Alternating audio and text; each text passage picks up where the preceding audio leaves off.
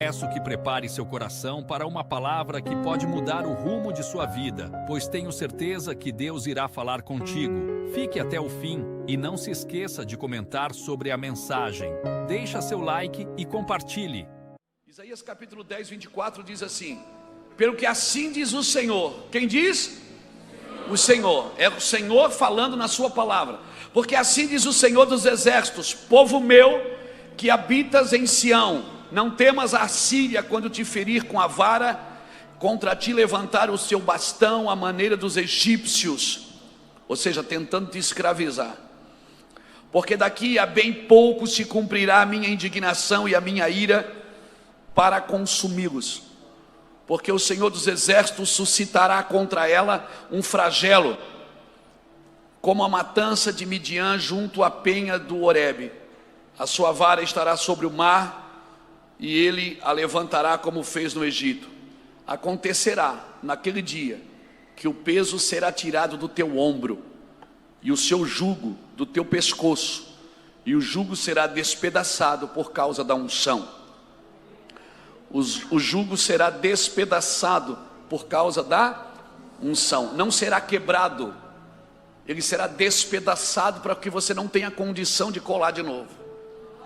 E a unção, ela faz isso, querido. Ela quebra todo jugo, toda carga que o mundo, que a carga genética, às vezes familiar, que foi colocada sobre a sua vida. A unção tem esse poder. E quando você, às vezes nós falamos de cura interior, de restauração, e a gente faz isso muito lá no Mevan. Minha esposa tem uma equipe lá, eu chamo eles de caça-fantasma, porque eles estão sempre atendendo pessoas e ajudando essas pessoas a se livrar das suas mazelas. Só que quando você quer curar uma pessoa, você não tem que levar ela ao passado, você tem que levar ela à origem. Porque você diz assim: pastor, mas eu fui abandonado desde o ventre da minha mãe. Pastor, eu fui deixado no orfanato. Pastor, eu fui deixado na casa de alguém. Meus pais morreram, eu fui criado por outra pessoa. Deixa eu te falar uma coisa: Deus não improvisou com você. Deus não tem um plano B para você. Quando Deus criou você, Ele criou você para um propósito. Amém? Deus criou você para um propósito. Se a palavra de Deus te conduzir, meu irmão, você vai descobrir o propósito de Deus. Quando Deus criou o mundo, Ele começou dizendo assim: haja, e houve luz no primeiro dia. Mas Ele só fez o sol no quarto dia, e já havia luz no primeiro. Porque não é o sol que ilumina o dia, é a palavra. O sol Ele só fez no quarto dia da criação. E a Bíblia diz que Ele disse: houve luz, haja luz, e houve luz no primeiro dia. O que ilumina o dia é a palavra, não é o sol. O sol Ele não fez para iluminar o dia, Ele fez o sol para governar o dia. E Ele fez a lua para governar a noite, porque tudo que Deus faz tem governo. Deus não improvisa, Deus não tem o plano B. Deus não disse: olha, eu vou fazer o João, e se não der certo, isso eu faço aquilo. Não, querido. Pastor, então como é que é a minha vida, como é que foi? Porque eu tive mazelas no caminho, eu fiz coisas erradas no caminho. Não é que nem o Waze. Você põe onde você quer chegar, e se você entrar numa rua errada, o que acontece? Ele recalcula a rota. E a unção de Deus tem esse poder de recalcular a rota para você não se perder no caminho. Você toma as decisões erradas, mas Deus recalcula a rota para te trazer de volta para a decisão certa. É isso que a glória de Deus faz com você. Então, se eu quero curar alguém, eu não posso levar ela ao passado, eu tenho que levar ela à origem. Efésios 1:4 diz que Ele me elegeu nele, antes da fundação do mundo, para que eu fosse santo e irrepreensível diante dele em amor. Então, a minha vida não começou no ventre da minha mãe. A minha vida começou nele. Ele me elegeu nele, antes da fundação do mundo.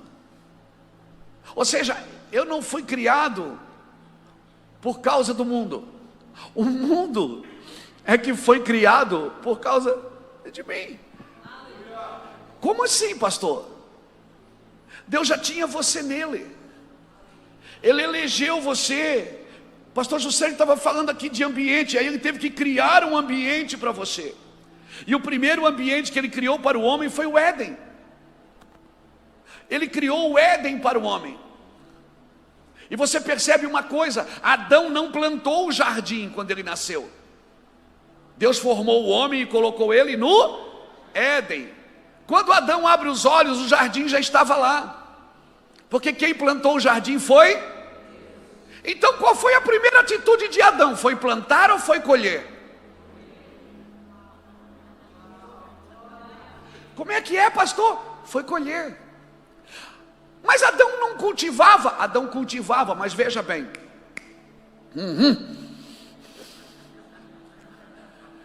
O que era cultivar? Adão colhia fruta, comia fruta, pegava a semente que estava na fruta e replantava.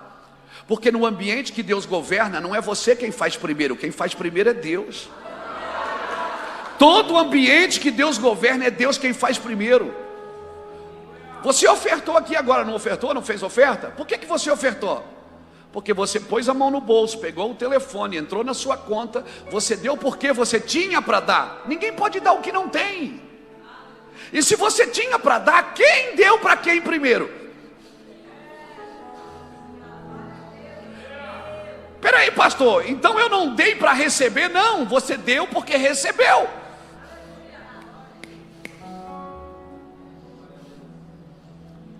Como é que é? Eu vou repetir. No ambiente que Deus governa, você não pesca, é o peixe que pula dentro da rede. Você lembra que Pedro pescou a noite inteira no ambiente dele? Não pegou nada. Quando Jesus entrou no barco e disse: volta lá, no mesmo lugar. E agora ele encheu 2 barcos de peixe. Por quê? Porque ele estava agora no ambiente de Deus. E qual é o ambiente que Deus governa? O ambiente que a sua palavra é obedecida. Deus só governa num ambiente onde a sua palavra é obedecida. Então Adão não plantou para colher, Adão colhia para replantar. Aí Adão peca. Ele perdeu a presença de Deus? Não, ele perdeu o ambiente. Quando ele peca, Deus tira ele do ambiente e diz o que para ele? Agora você vai ter que lavrar a terra da qual foste tirado. Deus estava dizendo o seguinte: no meu ambiente eu plantava, você colhia e replantava. Agora no seu ambiente você vai ter que plantar para comer.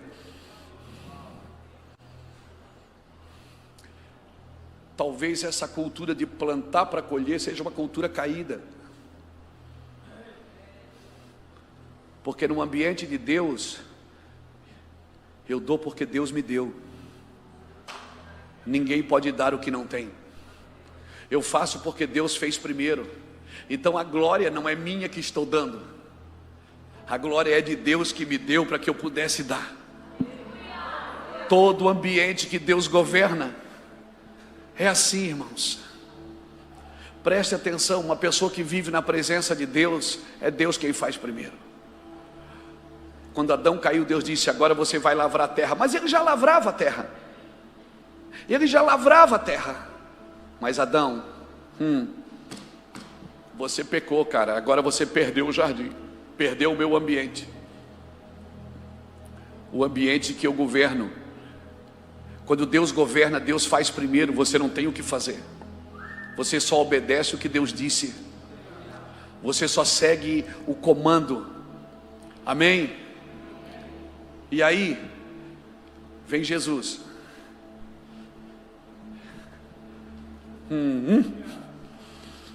Onde é que Jesus sangra primeiro? Na cruz ou no jardim?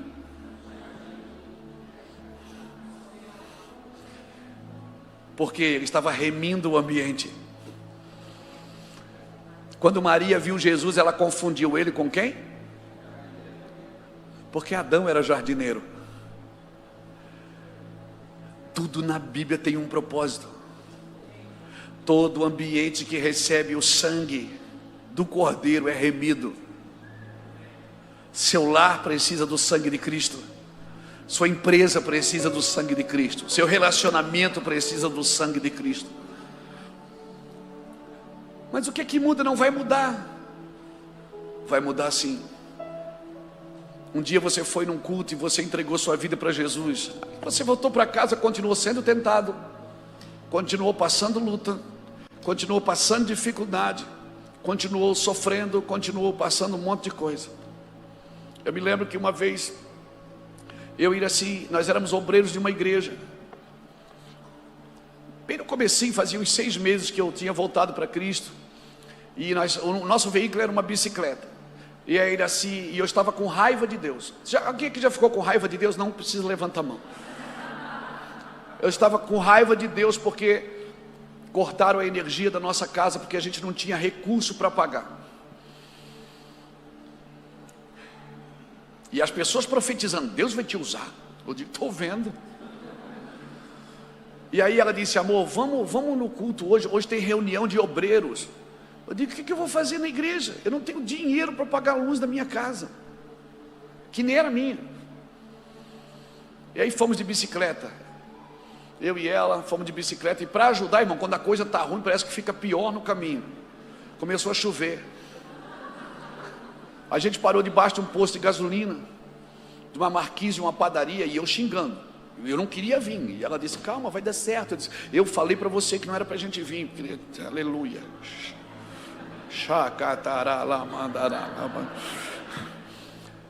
Chegamos no culto todo molhado, irmão, na reunião de obreiros. Uns 60, 70 obreiros estavam lá. Fiquei lá atrás sentado com raiva. E agora estava com raiva e molhado. Sentamos lá atrás, fiquei lá atrás, cabeça baixa.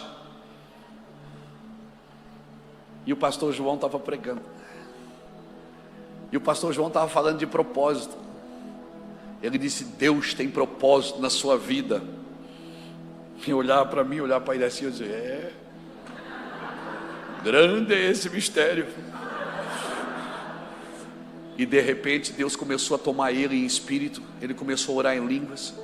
Ele começou a apontar assim para frente e dizer assim, eu estou vendo. Deus vai levantar um homem aqui em Itajaí. E esse homem vai tocar as nações. O Brasil vai vir aqui para ouvir esse homem falar. Começou a me pegar por dentro, irmão. Eu comecei a apertar a mão da Iraci e disse, ela disse, ai, que foi? Eu digo, é eu. Eu nem conjuguei o verbo, meu irmão. Quando Deus fala, você não precisa conjugar mais nada, viu? Eu disse, é eu, amor. Ela disse, Luiz, pelo amor de Deus, não faz vexame aqui. Eu disse, não, você não está entendendo.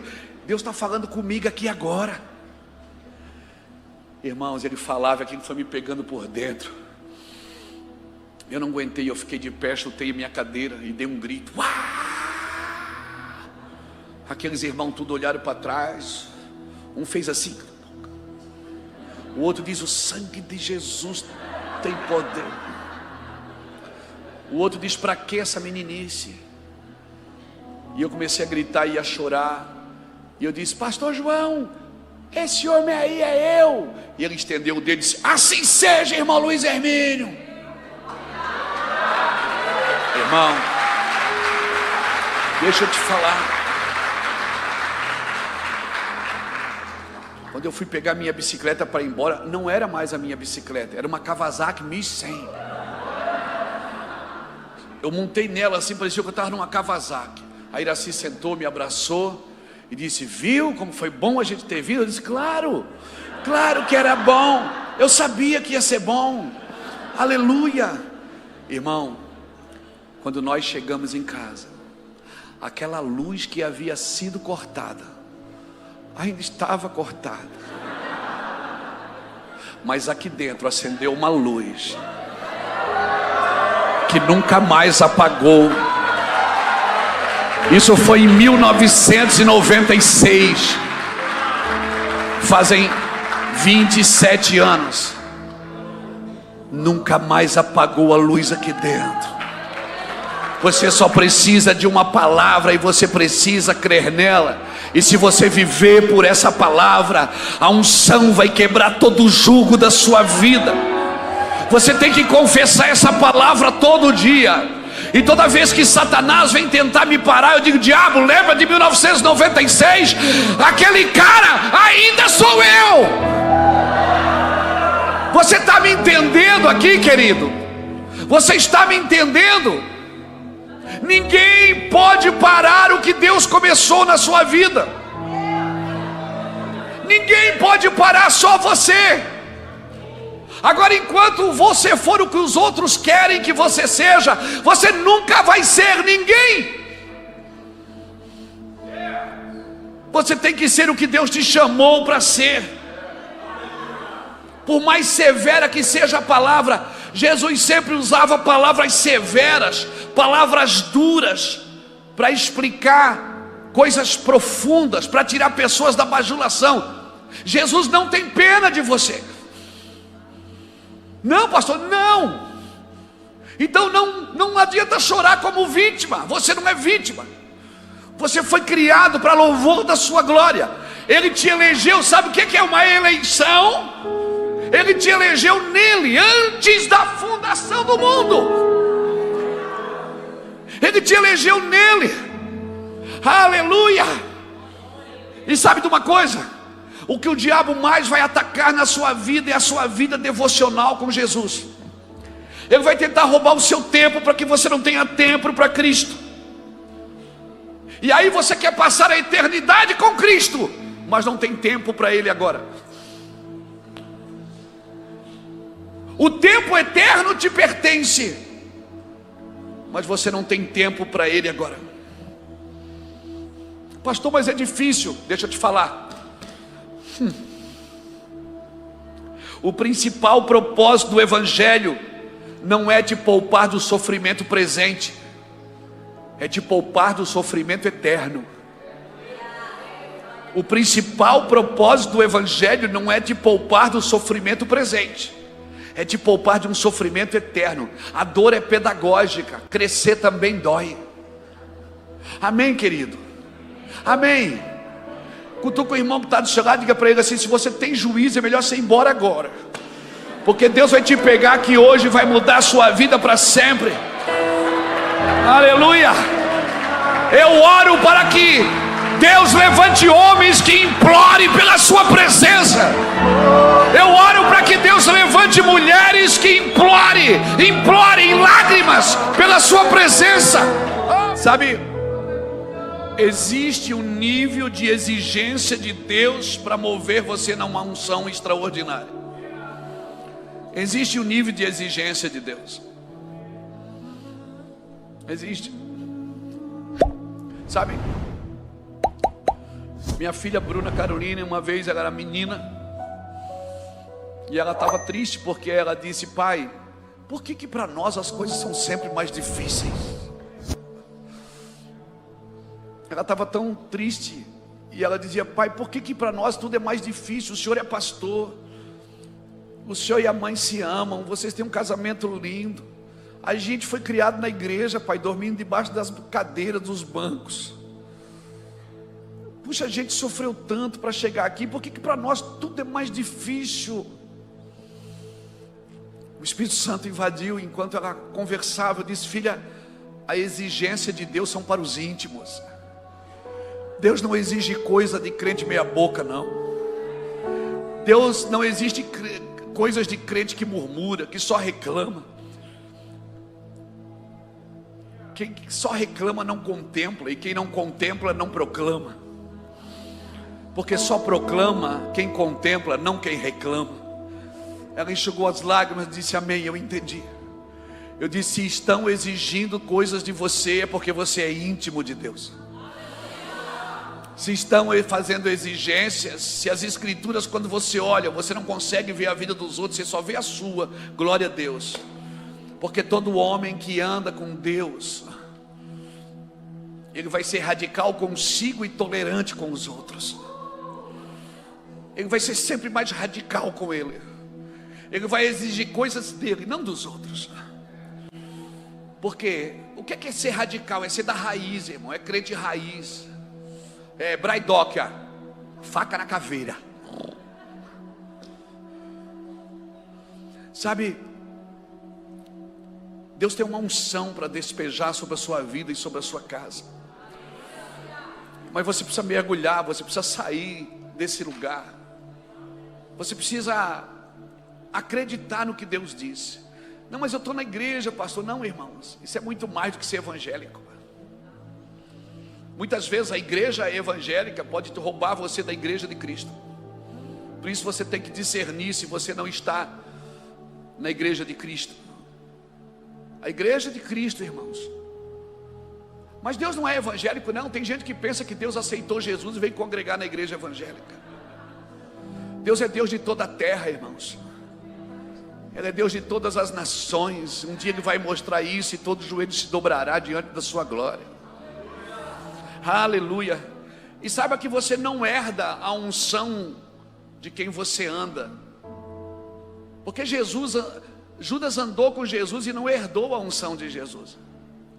Você herda a unção de quem você ama, de quem você se dedica. Amém? E existe um nível de exigência de Deus para você andar numa unção que quebra o jugo na sua vida, que quebra toda a carência, que quebra toda a culpa, que quebra todo o medo.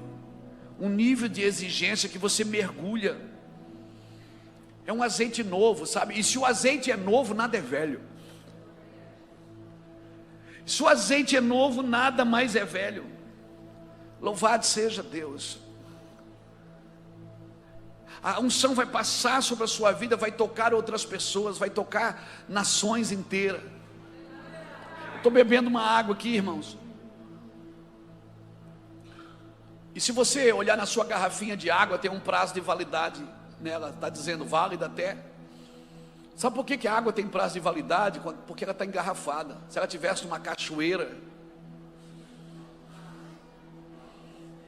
Mas quando nós enlatamos a unção, quando a gente coloca a unção presa dentro de um ministério, dentro de 4 paredes, quem quiser a unção vem aqui, ponto. A unção está aqui. Não, irmãos, Deus não mandou a gente procurar um lugar abençoado. Ele disse: "Se tu uma bênção". É você que torna o lugar agradável, você que torna a nação boa. Essa água só tem prazo de validade porque ela está engarrafada, porque ela está retida. Uma unção retida, ela tem prazo de validade. Por isso que muita gente cresce, vai, daí chega lá e volta. Por quê? Porque engarrafou a unção. Colocou limites nela, colocou padrões nela. Não, a unção não tem padrão, querido. Se arruma a porta da frente, Jesus entra por trás, pela porta de trás. Nunca pela janela, né? Porque quem entra pela janela é o ladrão, ele disse.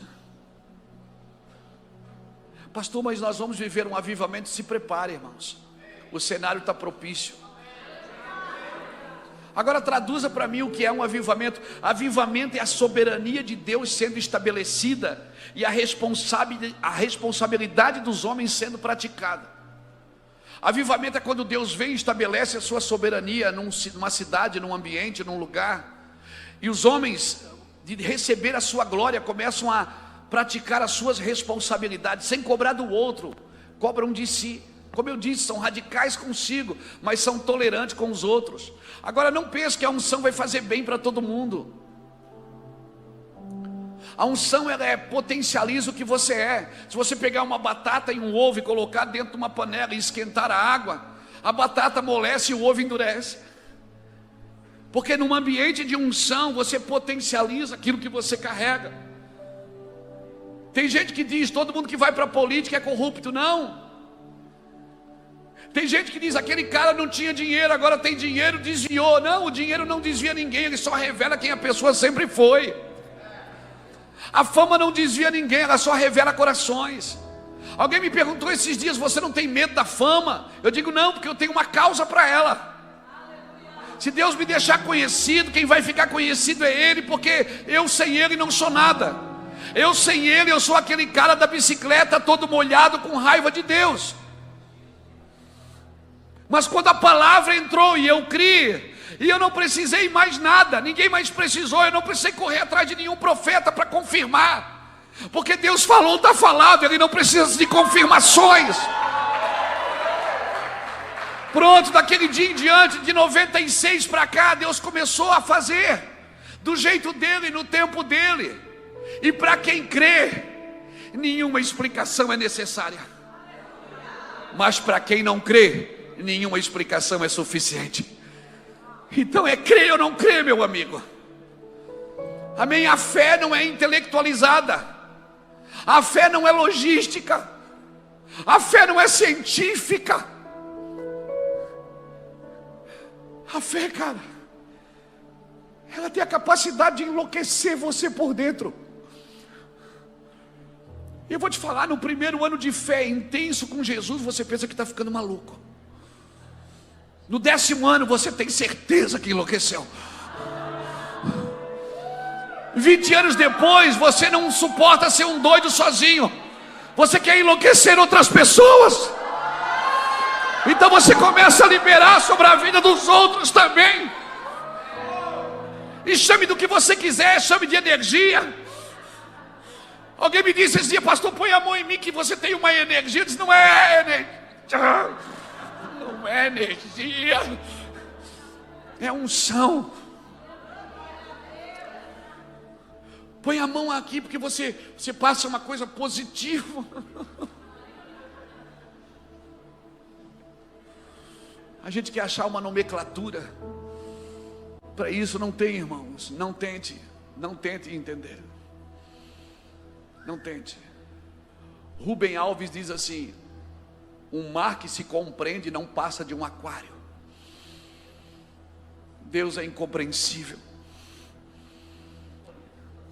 E se você está tentando compreendê-lo, por favor, sai daí. Você vai ficar um crente chato. Ninguém te suporta. Você não vai conseguir compreendê-lo. Um Deus que levanta coisas loucas do mundo para confundir as sábias. Um Deus que levanta os que não são para confundir os que são. Um Deus que chega em Jerusalém, em vez de ir para o templo, vai para as ruas tocar os leprosos que não podiam ser tocados segundo a Torá. Vai salvar prostitutas, vai salvar pecadores. Eu quero essa fama para mim, cara. Sabe qual era a fama de Jesus, Diego? Ele é amigo de pecadores. Eu quero ser amigo de pecadores. Eu quero essa fama. Não me chame de teólogo, não me chame de PhD, não precisa nem me chamar de apóstolo. Mas quando você falar de mim para alguém, diga: Luiz Hermínio, ele é amigo de pecadores. Eu quero a fama de Jesus. Não põe DR na frente do meu nome, não precisa pôr AP, só diz: ele é amigo de pecadores. Essa é a fama que Jesus tem para você. Amém? Amém? Aí dentro tem algo que você talvez nunca vai conhecer. Isso é como uma semente de pipoca. Ela tem que estar exposta a uma certa temperatura para... Por isso que se a temperatura não aumentar, talvez você nunca vai vir para fora. Talvez você nunca vai sair de dentro do casulo, dentro de você. Então você precisa aumentar a temperatura da voz do Senhor. Você precisa desejar mais, você precisa querer mais do que um pregador com a mão na sua cabeça. Tudo isso é importante, irmãos, e eu não descarto nada disso, porque a Bíblia manda a gente orar um pelos outros, levar cargas um dos outros. Tudo é importante, mas não pode substituir a voz dele gritando dentro de você. Amém? Jesus me chamou para imitá-lo, não foi só para ouvi-lo. Porque se esse mundo, se tem uma coisa que Alphaville precisa, é Cristo em vós, a esperança da glória. Se tem uma coisa que São Paulo precisa, que Barueri precisa, que a nação precisa, é Cristo em vós. As pessoas precisam ver Cristo em você. Elas não precisam de mais sermões, elas precisam de exemplos. Elas querem alguém para ver. Cristo precisa ser visto. Amém? Cristo precisa ser visto. Talvez essa geração não precisa de sermões. Pastor, mas eu sei tudo que está escrito na Bíblia, eu conheço a Bíblia. Me perdoe. Não é a Bíblia que você tem que conhecer, é de quem ela está falando. Você precisa conhecer de quem ela está tentando revelar para você. Porque se você abrir a Bíblia e as letras não saltarem dentro de você, é porque o Espírito Santo ainda não está revelando. A ideia de Deus nunca foi escrever, foi falar. Quem aqui tem o WhatsApp? Já mandou um WhatsApp para alguém escrito que a pessoa entendeu errado, você teve, não, querido, você não entendeu. Porque se está escrito sem a voz, cada um interpreta na sua necessidade. E Deus não investe em necessidade, necessidade Ele supre. E Deus não investe em ambição, ambição Ele abate. Deus investe, sabe em quê? Em arrependimentos. Por isso que se tudo de ruim que acontece na minha vida eu achar que é o diabo, eu vou achar que eu preciso de libertação e não de arrependimento.